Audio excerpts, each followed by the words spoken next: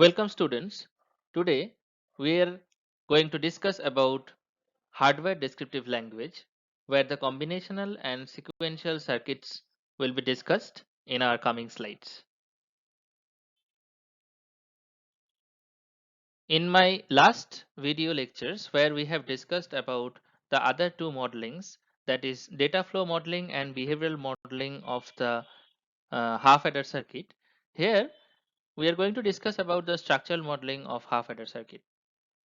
So if I recapitulate those two modelings were the very basic one. In data flow modeling were there in the block where inputs and outputs were to be discussed. If the input and output informations were there, if you only write down assign, then output equal to input operations and finish it up with end module, then the whole coding is over. If you know about the behavioral pattern of any circuits, had it been a basic combinational circuits or sequential circuit, doesn't matter. If you know the behavior of the circuit, you can always go for behavioral modeling, or you can always opt for the behavioral modeling for that particular circuits by writing the assigning value inside the loop of begin and end.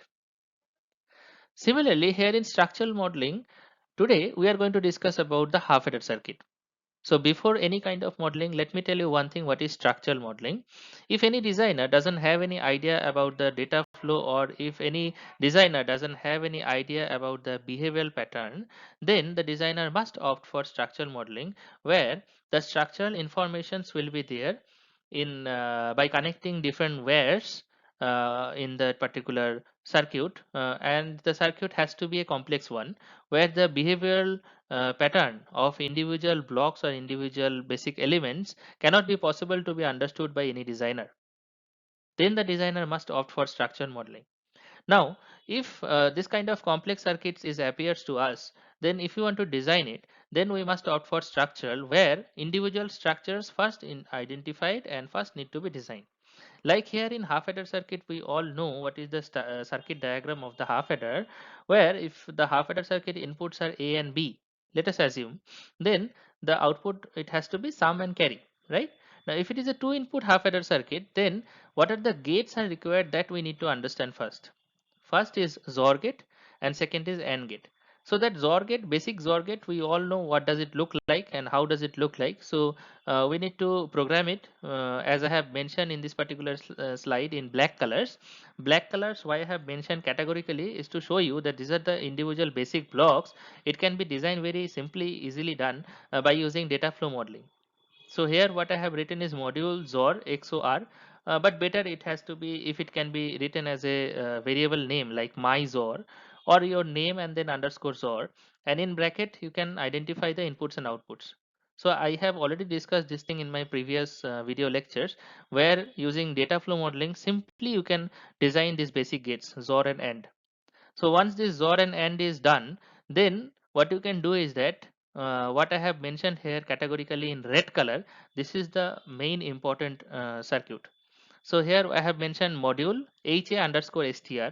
You can write down anything in that particular variable name, doesn't matter. And then in the parenthesis need to identify the inputs and outputs. So here I have also mentioned similarly input is A and B and output is sum and carry, where now I am simply calling the value from my initial mode of programming, where I have already designed XOR gate and I have already designed AND gate. So I will simply call that particular variable name. Here I have mentioned the variable name is XOR in black color, and similarly I have mentioned A and D in black color. So these are the two variable names where already it is designed. Now I will simply call this value by only writing XOR in red color and A and D in red color, and I am mentioning that two gates are G1 and G2. So in G1 I am identifying sum comma A comma B, and similarly in G2 I am identifying carry comma A comma B. So this is the quality, and this is the, you can say that the beautifulness of the structural modeling is because if you simply call the value which is already pre-designed, then the complexity of the circuit can be lessened much more much more better way, and you can simply call the value by simply writing those variable names. Had it been, if I can, written the same thing in black color, that my zor, my underscore zor, then here in the red color box also you need to call the value the way you have written my underscore zor, then g1 sum comma a comma b.